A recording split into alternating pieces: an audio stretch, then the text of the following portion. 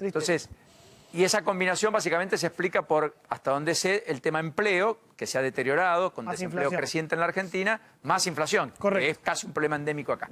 Bueno, así que por todas esas cosas quería hablar un poco con Diego. Diego, ¿cómo estás? ¿Qué decís? Un gusto, buenas noches. ¿Qué tal? Buenas tardes, Paulino. ¿Cómo andas? ¿Bien? Muy bien, gracias a Dios. Bueno, con Jonathan queríamos conversar un poco porque quiero saber cuál es tu impresión respecto a el otro furor de los argentinos, que es el furor por el dólar, qué sé yo, que otra vez volvió a encenderse, que tuvo alzas, que ha terminado hoy casi en los 140 en el mercado paralelo, que terminó arriba de los 130 para el contado con liquidación, las operaciones legales, digamos, en medio del debate donde el gobierno no sabe qué hacer para poner un torniquete a la hemorragia que tiene de dólares en el Banco Central, o sangría, ponelo como quieras, que están implicando incluso los $200 que las personas individualmente pueden comprar mes a mes. ¿Cuál es tu impresión? ¿Dónde está la economía y qué crees que viene?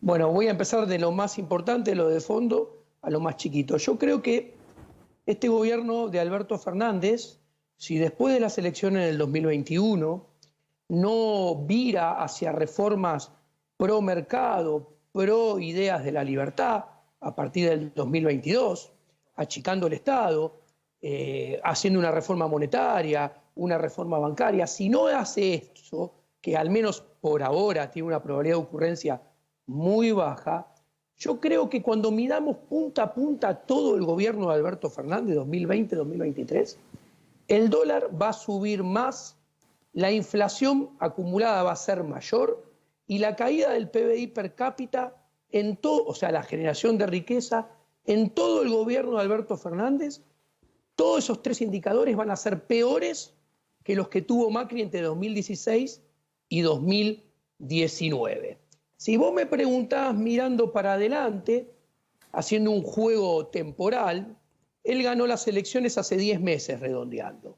Vos me preguntás a mí, yo creo que en los próximos 10 meses el dólar, considerando que desde que ganó las elecciones había subido de 60 a 130, el oficial había subido de 60 a 76, por decir algo, y la inflación interanual estaba en 43, redondeando, yo creo que en los próximos 10 meses vamos a tener más suba del dólar de mercado, más suba del dólar oficial y más inflación acumulada que la que tuvimos en los últimos 10 meses. Diego, perdón que te interrumpa. ¿De cuánto estamos hablando? Porque ya estamos en 135, nos habían dicho que el acuerdo con los bonistas lo iba a derrumbar.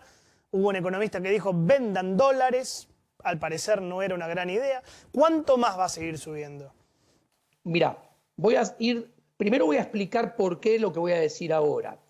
Mira, no se puede saber con exactitud cuánto, porque yo quiero explicarlo muy claro. Que el dólar suba y que los precios de los bienes y servicios suban, que es la inflación, en realidad no es ni problema del dólar, ni problema del precio de la leche, la manteca o el par de zapatos. Es problema de los pesos, es problema del poder adquisitivo del peso que cae. Entonces nosotros tenemos que saber por qué cae el poder adquisitivo del peso y qué es lo que hace que caiga más. Entonces para eso tenemos que ver qué pasa en el mercado monetario. Sencillo. Si aumenta mucho la oferta, aumenta el desequilibrio monetario, cae el poder adquisitivo del peso, es más dólar, es más inflación. Del otro lado, si cae la demanda de dinero, eso potencia aún más el desequilibrio, es todavía más dólar y más inflación. Entonces vamos al diagnóstico. ¿Qué está pasando con la oferta? ¿Qué está pasando con la demanda de dinero? ¿Y qué va a pasar con estas dos variables mirando para adelante? Empecemos con la oferta. Puntualmente, desde noviembre a la fecha, el gobierno emitió 1.7 billones de pesos. ¿Ok? Sí. Para que te des una idea, la base monetaria es 2.3. Sí. O sea, casi emitió una base monetaria. La base monetaria, del otro lado, aumentó solo 1 billón. ¿Por qué? Porque el 70% de lo emitido lo sacó con LELIQ y pases. Ahora bien, esto es interesante.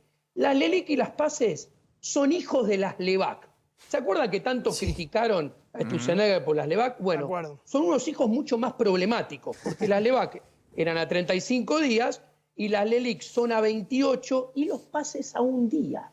Entonces, ¿qué sucede? Si con Sturzenegger, que emitía menos y emitía también menos LEVAC, en comparación con estos que emiten mucho más peso y emiten mucho más LELIQ y mucho más LEVAC, en realidad el problema ahora es muchísimo más grande.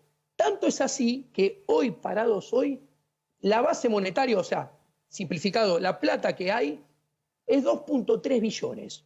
Las LELIQ y los PASES son 2.4 billones. O sea, hay un riesgo monetario muy grande. ¿Que el riesgo monetario cuál es? Que esas LELIQ y esos PASES salgan a la calle. Si salieran, inflación, se duplica la cantidad de dinero y la inflación vuela. Ahora bien, ¿qué tiene que suceder? ¿Y por qué no impactó todavía? Primero, porque la cuarentena metió debajo de la alfombra, durmió, anestesió el problema de la inflación. Pero toda anestesia no es para siempre.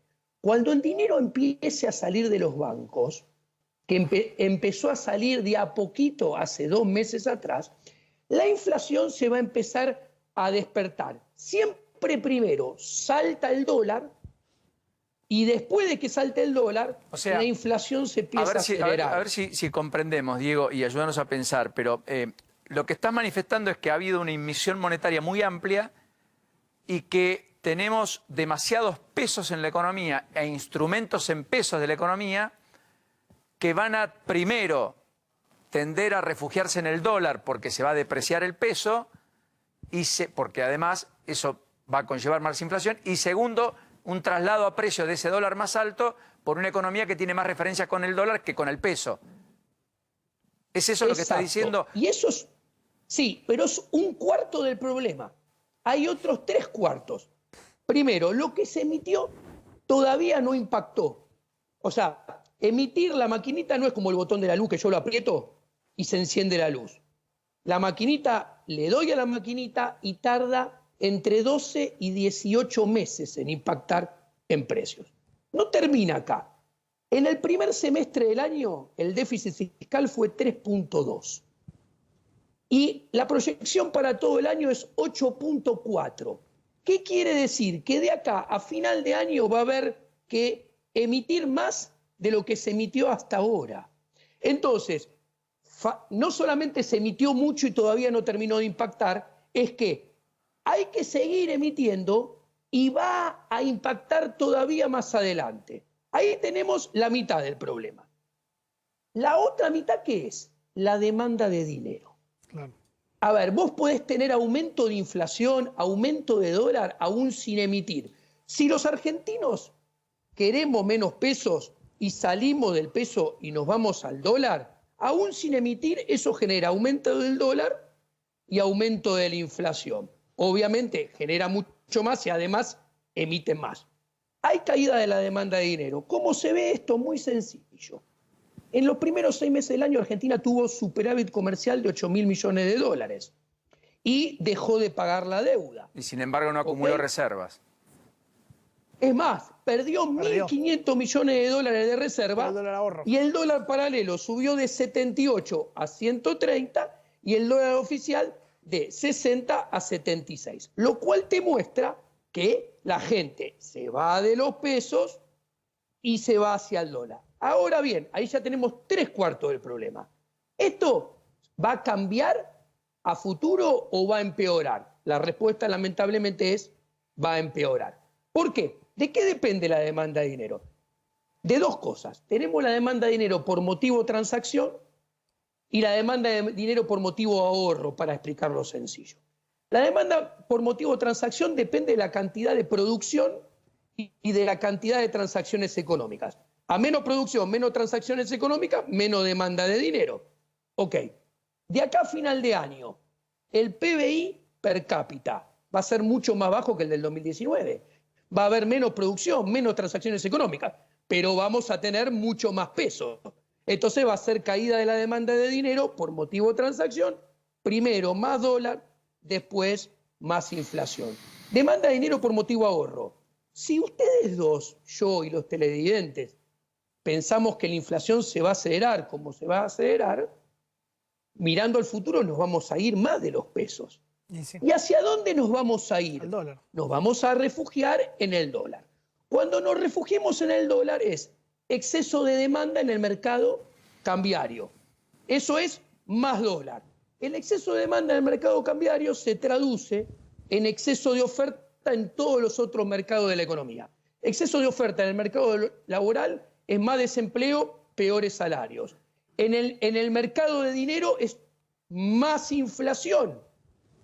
Y en el mercado de bienes y servicios es peor nivel de actividad. O sea, Diego, para resumir todo lo que dijiste, podés llegar a terminar con una inflación galopante, por no usar 3 dígitos, otra digamos. palabra, y con un super mega cepo. Porque si vos decís que todo el mundo va a ir al dólar, no van a quedar reservas, el gobierno te lo va a cerrar todavía más el cepo. Jonathan, la respuesta es contundente. Yo creo que la inflación mensual va a empezar a subir 2, 3, 3,5, 4, 5. La interanual va a empezar a subir de 43 a 55, 65, 75. A ver, la inflación interanual va a iniciar un camino hacia los 3 dígitos. Hacia los 3 dígitos. Y esto es muy importante. Tenemos un gobierno que parecería estar haciendo, yo sé que no lo hace a propósito, ¿no? Pero parece que está haciendo esfuerzos para conducirnos, llevarnos hacia una hiperinflación. Ahora bien, acá voy a decir una cosa importante.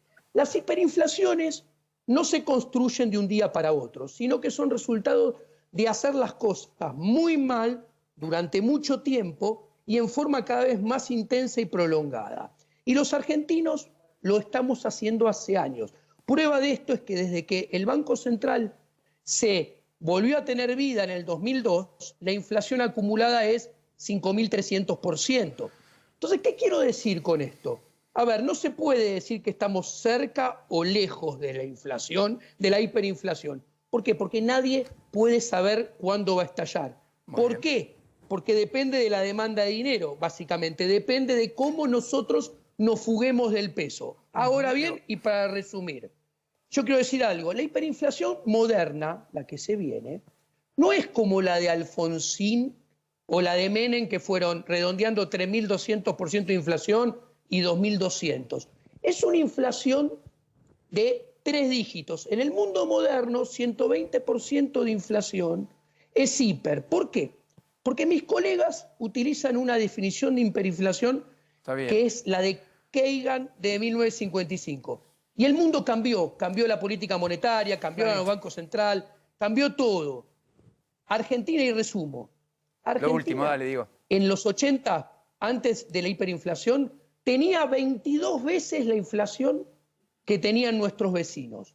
El año pasado tuvo 20 veces la inflación de nuestros vecinos. O sea, no estamos muy diferentes que en 1988.